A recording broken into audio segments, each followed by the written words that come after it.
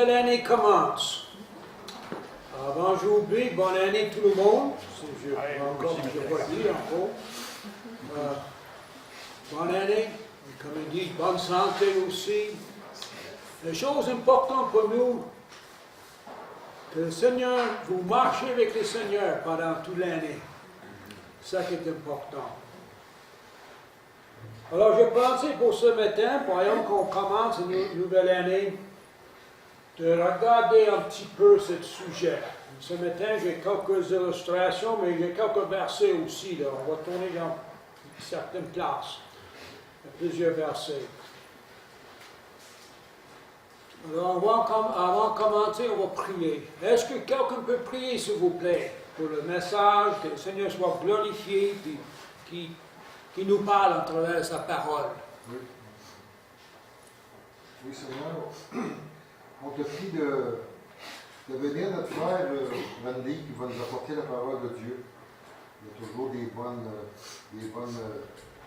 prêches, puis on te prie que cette prêche enracine notre cœur dans les choses de Dieu, notre cœur, notre esprit. C'est au nom de ton Fils Jésus qu'on te demande. Amen. Amen.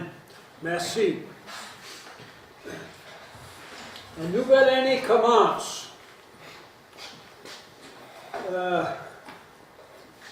C'est un peu comme les nouveaux souliers qu'on achète.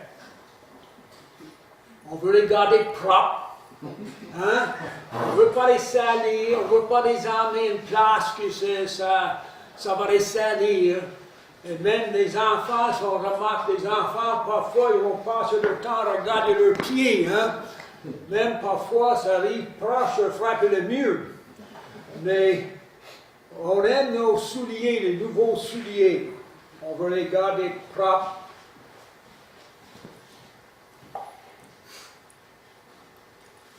Je vais vous conter une histoire de ma jeunesse, si je peux. C'est une longue histoire encore, là. Concernant les bottines que j'ai achetées, là. Et comme vous savez, dans ce temps-là, j'ai travaillé dans le bois. Et lorsqu'on coupait les branches, puis on suivait l'arbre, on était sur un côté de l'arbre, souvent on coupait avec le scie en avant, le scie sur le côté. Ça arrivait une fois, j'ai acheté des nouvelles bottines, là. Et je ne sais pas si c'était la première journée ou la première semaine, mais c'était assez récente, là. J'ai traversé un bio et j'ai coupé mes bottines. Et ça arrivait proche, et ça a juste touché mon pied, là, juste en arrière cheville. J'ai été choqué après moi-même. Pas parce que j'ai presque coupé mon pied, mais parce que j'ai coupé mes bottines que je viens d'acheter. Alors, on aime nos souliers. Mais où est-ce que nos souliers vont nous emmener cette année? Où est-ce que nous, on va emmener nos souliers? Hein?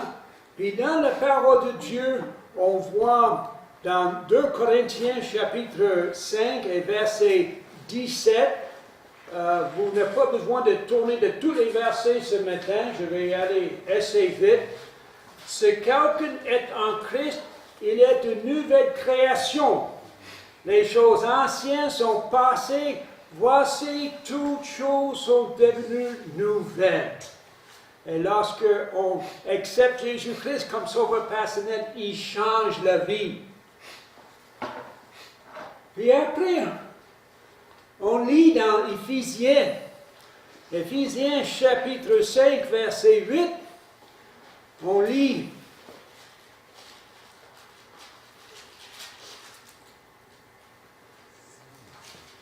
autrefois vous étiez dans les ténèbres et maintenant vous êtes lumière dans le Seigneur. Marchez comme les enfants de lumière. Oh boy, ça parle de notre marche chrétienne. Cette année, où est-ce qu'on va marcher?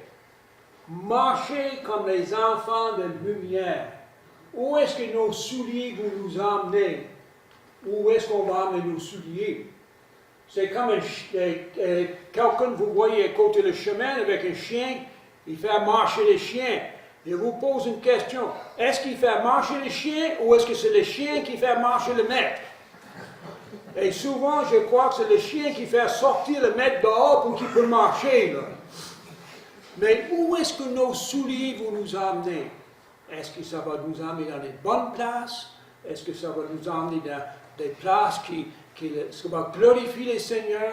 Ou est-ce que nos souliers vont nous emmener dans une mauvaise place? Est-ce qu'on va regarder nos souliers propres, notre vie propre pour le Seigneur, ou est-ce que ça ne nous dérange pas? Et la nouvelle année, nous pouvons penser aussi des calendriers. J'ai emmené 2 calendriers. Un de l'année passée, puis nous, on écrit les dates de toutes sortes d'affaires sur le calendrier pour ne pas oublier. Parce que moi, je n'oublie jamais, vous savez. Hein? Mais on écrit toutes sortes de choses là, sur le calendrier. Ben, vous faites la même chose. Mais cette année ici, et l'année passée est passée. Tout ce qu'il y a sur ce calendrier maintenant, c'est les souvenirs. Les souvenirs, qu'est-ce qu'on a fait. Et même parfois, lorsqu'on parle de la vie, ça peut être les souvenirs de qu'est-ce qu'on a dit, ou qu'est-ce qu'on n'a pas fait, ou toutes sortes de choses. C'est des souvenirs, des choses de passé maintenant. Mais sur cette année ici, qu'est-ce qu'on va mettre sur notre calendrier? Le calendrier ici est vide. Alors il faut le remplir. Et qu'est-ce qu'on va mettre sur notre calendrier? Est-ce qu'on va avoir le temps pour le Seigneur? Est-ce qu'on va encore là, nos dates qu'on marque, est-ce que c'est des choses qui glorifient le Seigneur? Est-ce que, et on devait poser peut-être quelques questions, est-ce que nous sommes heureux avec nous-mêmes? Est-ce qu'on a bien utilisé le temps qu'on avait de l'année passée? Est-ce qu'on va utiliser notre temps cette année pour le Seigneur et pour aider les autres dans le monde? Est-ce que nous avons réussi nos projets? Est-ce qu'on va marcher pour plaire au Seigneur en toutes choses? Et donc, il y a toutes sortes de questions qu'on peut poser, mais sinon, si on n'est pas content, si on n'a pas marché comme il faut, qu'est-ce qu'on doit faire?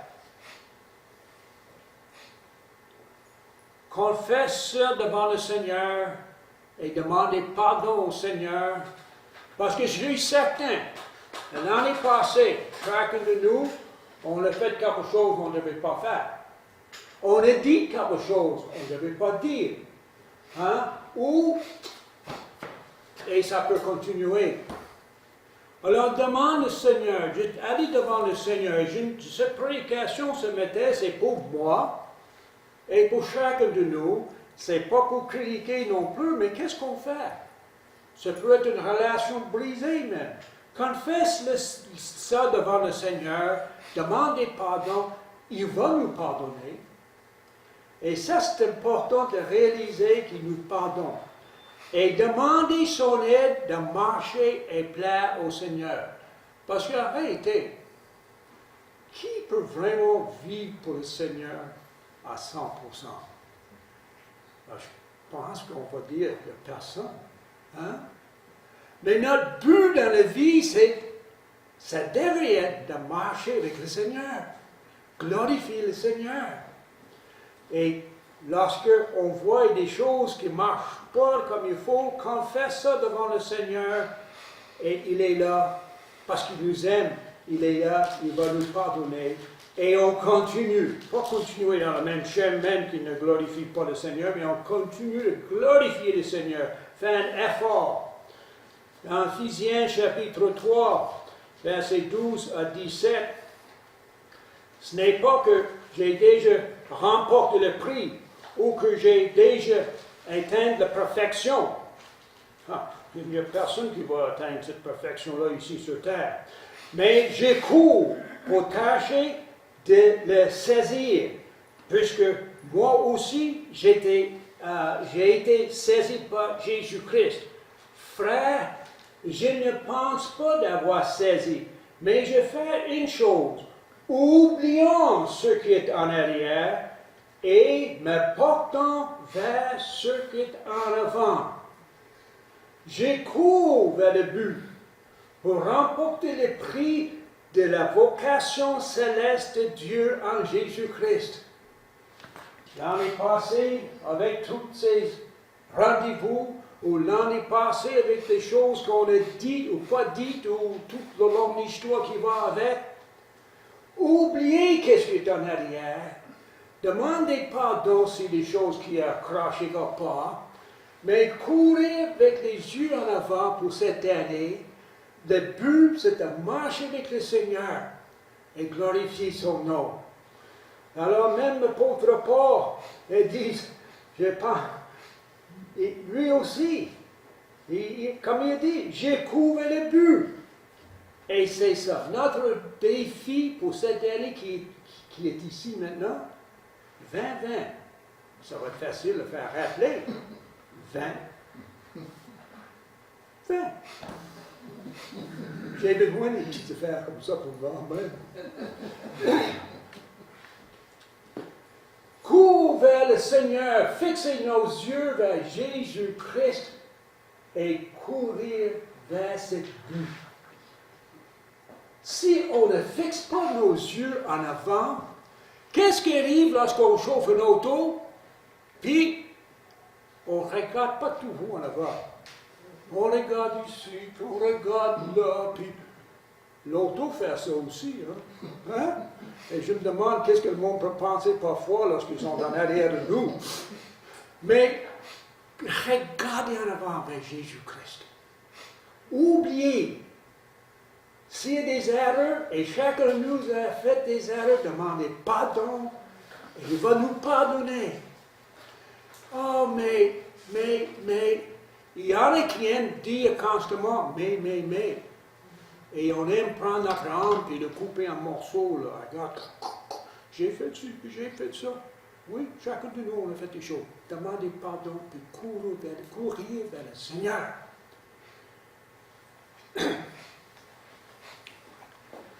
Il nous aime. Maintenant,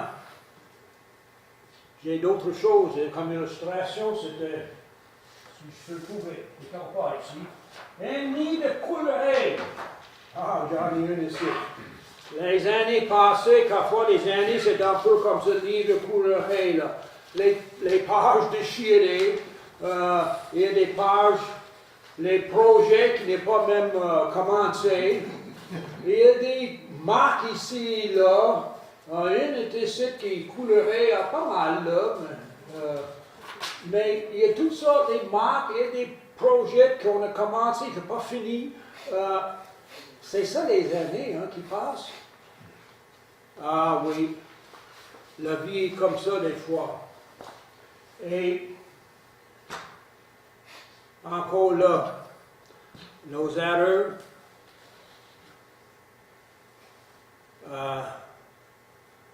les erreurs dans la vie, les déchirages, les projets moitié faits. Regardez un autre verset dans 1 Jean. C'est les versets, je suis certain, vous connaissez, chacun de vous.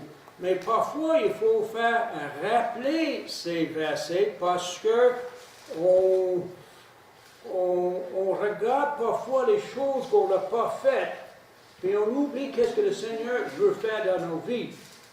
Dans 1 Jean, chapitre 1, un verset bien connu, je crois, si nous confessons nos péchés, il est fidèle et juste. Et je dois mettre l'emphase sur ça. C'est lui qui est fidèle et juste pour nous les pardonner et pour nous purifier de toute iniquité. Si nous disons que nous n'avons pas péché, nous le faisons menteur et sa parole n'est pas en nous. Mes petits enfants, Je vous écris ces choses afin que vous ne péchiez point. Et si quelqu'un a péché, nous avons un avocat auprès du Père, Jésus-Christ le juste. Alors confesse ces choses devant le Seigneur, il va nous pardonner et nous purifier de toute iniquité. Fixez nos yeux vers Jésus-Christ et courir, enlève pas nos yeux de Jésus-Christ. Jésus-Christ est notre avocat. Et l'avocat est supposé prendre notre défense. Alors, je dis supposé, là. Mais il prend notre défense. Et je peux juste imaginer, puis je vais utiliser mon nom à moi. Oh, il va auprès du Père et il dit, Père, pardonne Randy parce que oui, il sait mieux. Mais pardonne-le parce qu'il t'aime, pardonne le Seigneur parce que, et il prend notre défense auprès du Père. Et quand je vois ça, je trouve ça tellement beau. Je pense à Moïse dans le désert. Lorsqu'il est allé sur la montagne, puis les enfants d'Israël, ils étaient laissés derrière les autres, ils commencent à penser, où est-ce que Moïse? Il ne revient plus, puis ils commencent à penser, non, pour nous autres, il nous a laissés, puis qu'est-ce qu'ils ont fait? Oh, on va faire l'idole. Et ils ont fait une idole, puis ils commencent à faire des chants, puis des danses, puis tout ça. Et Moïse, il revient. Et Moïse a prié l'Éternel, parce que l'Éternel a voulu les enlever complètement fous. Mais Moïse a prié l'Éternel a pardonné, donne une autre chance. L'Éternel, qu'est-ce que les nations vont dire? Tu les amènes dans le désert, puis tu les tues, ça ne marche pas. Naturellement, je mets toutes les choses dans mes propres mots, là.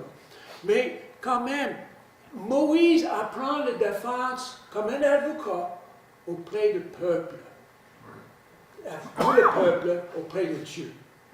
Et Jésus-Christ fait la même chose pour nous. Je me demande parfois, là, si le Seigneur, le Père, veut vraiment pour moi-même. Parfois. Je vais dire, parfois je ne glorifie pas le Seigneur. Et je me demande parfois s'il est vraiment choqué avec moi. Jésus-Christ prend ma défense comme un avocat. Il dit, pardonne-le. Il ne savait pas qu'est-ce qu'il faisait. Donne-lui une autre chance. Il nous pardonne. Et mes amis, je vous donne ces versets, les versets qu'on connaît, mais appliquez ces versets pour nos vies, dans le temps de besoin. Dans le temps de besoin.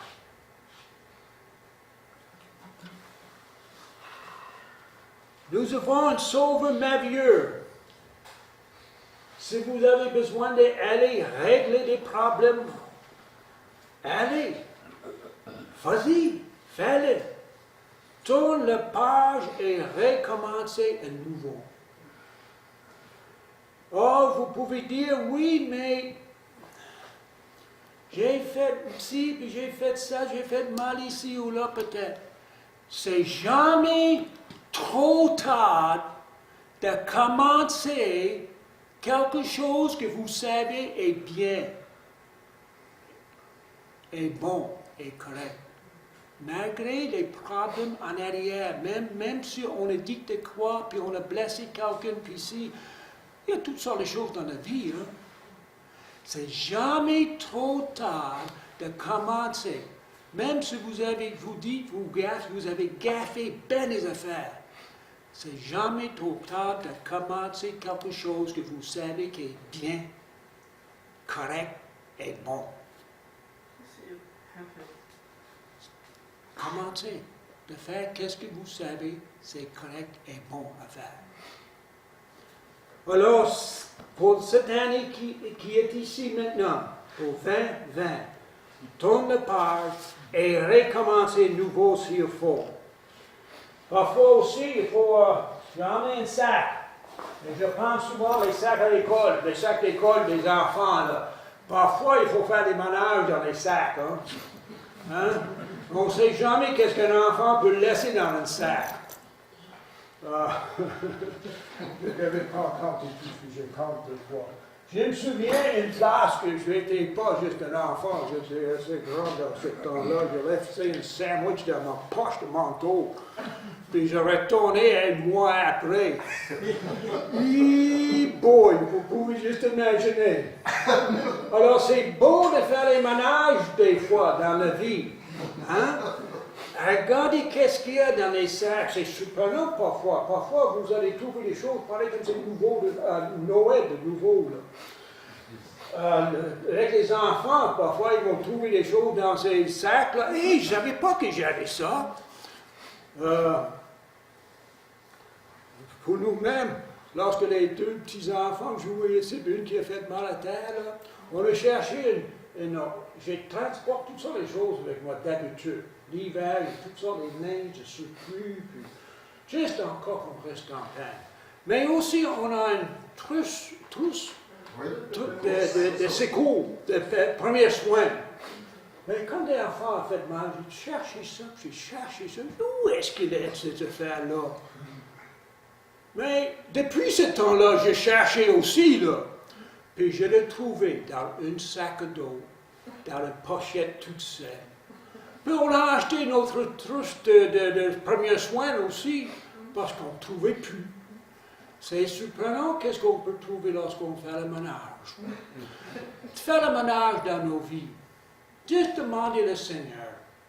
Et si on est sincère, puis demande le Seigneur, est-ce qu'il y a quelque chose en moi qui ne te plaît pas? Et le Seigneur va nous montrer. Et on n'a pas besoin de chercher, creuser, puis faire toutes sortes de gestes, et faire toutes sortes de choses. Juste prier et demander.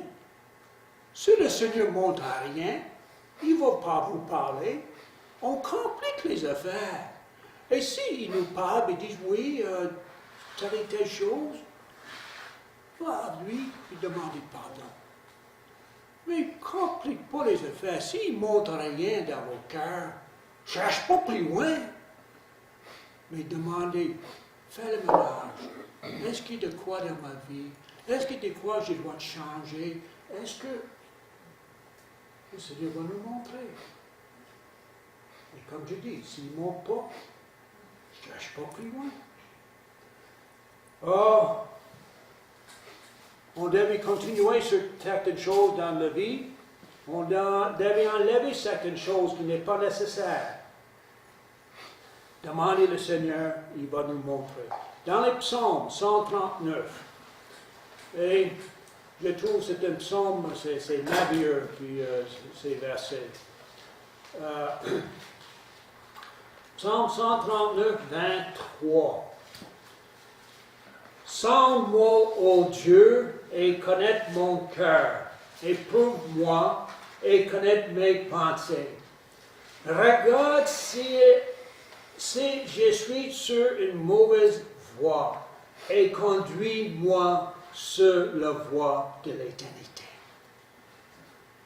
Le psalmiste a prié ça et nous pouvons le prier aussi.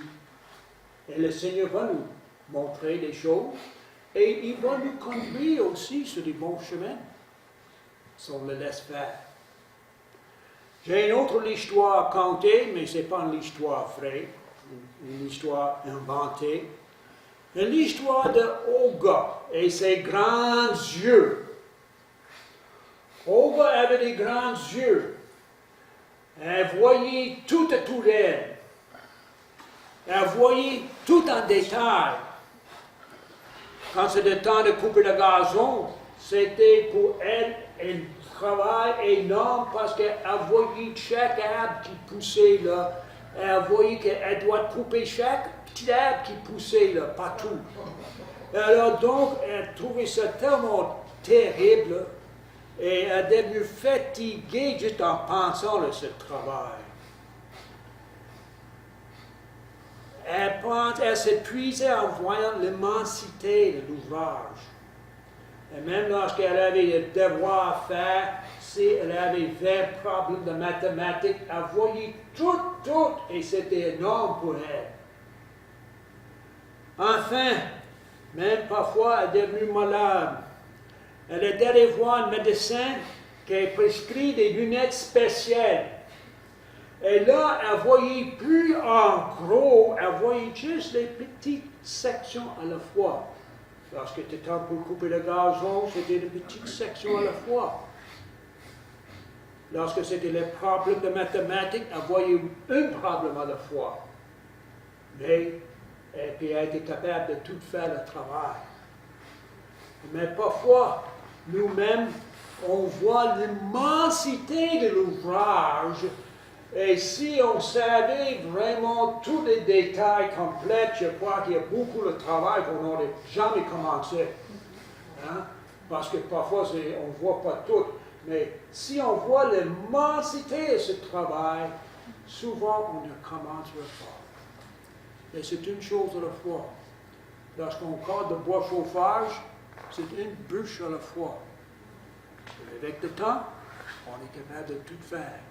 Ça peut être laver de vaisselle même. Et des fois, parfois, là, que je vois dans les maisons, et des fois, là, il y a des vaisselles en masse à laver. Là. Je veux dire, il y en a qui salissent plus les vaisselles que d'autres. Il y en a qui ont des grandes familles, ils ont beaucoup plus de vaisselle. Mais nous autres, on est habitués, nous deux, maintenant, puis c'est facile de laver les vaisselles. Mais une assiette à la fois, on est capable de l'accomplir. Lavage, la même chose. Je me souviens, lorsqu'on était jeunes, on avait des pilares de lavage, puis, mais au repassage, une chemise à la fois. Et tout le travail qu'on fait, on peut regarder à gros. C'est trop gros, on n'est pas capable lorsqu'on commence. On fait une chose à la fois. Un autre travail que j'ai fait dans ma jeunesse, c'était la construction de ciment. On faisait des fonds, on coulait les ciments pour les fondations, pour les planchers. Alors j'étais habitué un peu le ciment, puis je n'avais pas peur de sauter dedans. Parfois, je sautais trop vite, parfois. Mais je me souviens, un chrétien à Saint-Pamphile, c'était pour couler le ciment pour sa maison. Alors j'ai volonté, j'ai dit, oh, je vais venir t'aider. Mais j'étais habitué d'avoir des camions qui raculaient avec les ciments, puis on coulait le ciment quand même là. Quand j'arrivais là, il y avait, je pense, 4 brouettes. Un gros mixeur qui est chargé avec un tracteur, là, le sable, le ciment. Je vais vous dire une chose. Un brouetté de ciment. La première brouetté, que j'ai été le premier à mettre le brouetté dans pour la fondation. Quand tu vides cette brouetté, tu regardes dedans, le ciment te fait ploup à terre, au fond là. Et je veux dire une chose, c'est tellement petit lorsque vous voyez tout ce que vous devez faire. Et j'ai été découragé, j'ai dit comment on va faire ça? Mais avec le temps, ça a pris toute une journée, avec 4 brouettes. On a fait la fondation. Une brouettée à la fois. Et la vie est comme ça. Une chose à la fois. Et parfois le Seigneur, parfois on regarde trop grand. Et on ne peut pas, on se décourage. Et en Philippiens 4, 13, ils nous disent, j'ai pris tout par celui qui me fortifie. Paul a parlé d'ici concernant les circonstances de la vie. Il est capable de traverser toutes les circonstances de la vie parce que le Seigneur va le fortifier et l'encourager.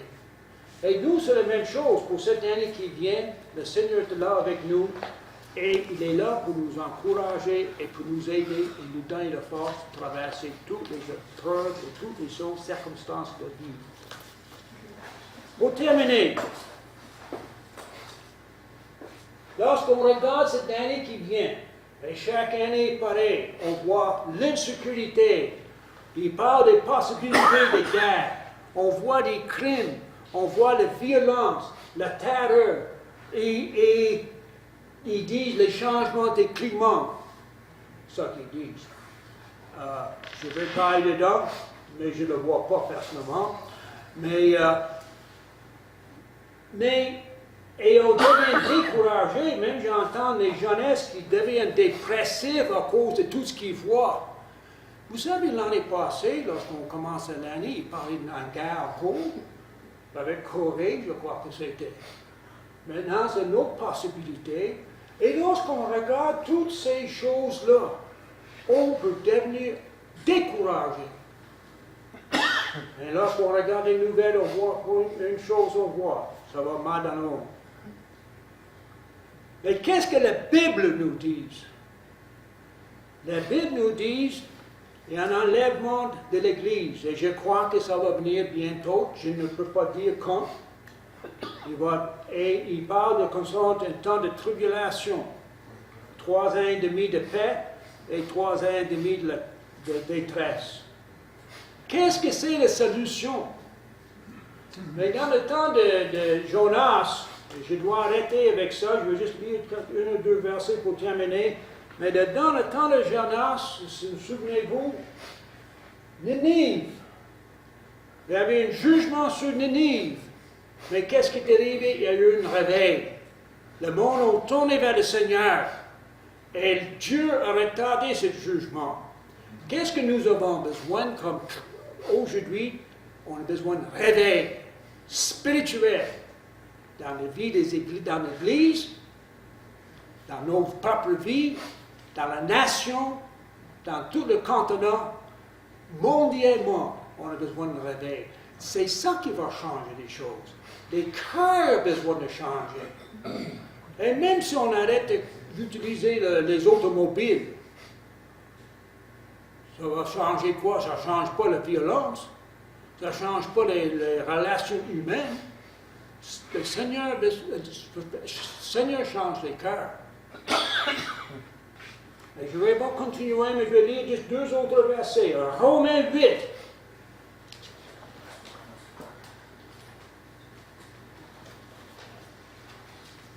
Romains 8, 33, 39.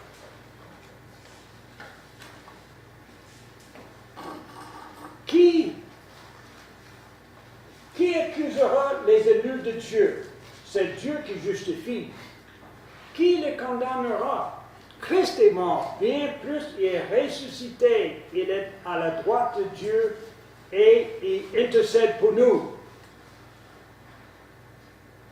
Qui nous séparera de l'amour de Christ?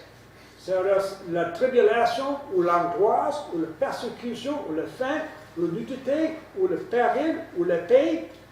Selon qu'il est écrit, c'est à cause de toi qu'on nous met à mort tous les jours, qu'on nous regarde comme les brebis destinées à la boucherie.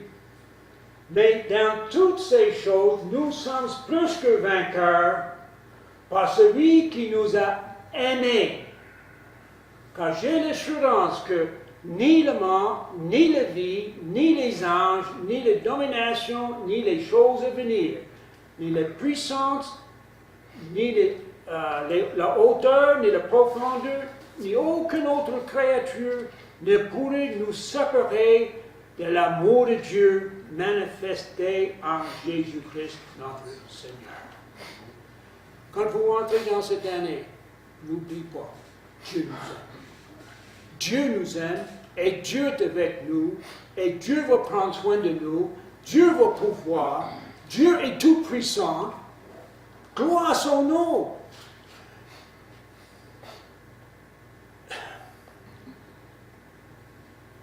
Dieu n'est pas un menteur. Qu'est-ce qu'il dit? Il va faire. Il va prendre soin de nous. Il est avec nous. Il va prendre soin, il va pouvoir nos besoins.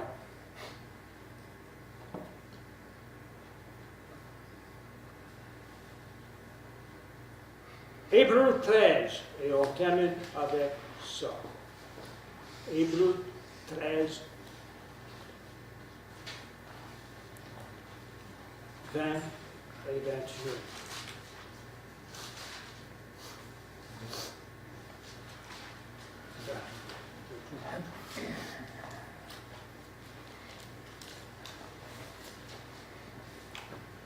que le Dieu de paix, qui a ramené d'entre les morts le grand berger des brebis, par le sang d'une alliance éternelle, notre Seigneur Jésus-Christ, vous rende capable de toute bonne œuvre au accomplissement de sa volonté, qui fait en vous ce qui est agréable par Jésus-Christ, auquel soit la gloire au siècle des siècles.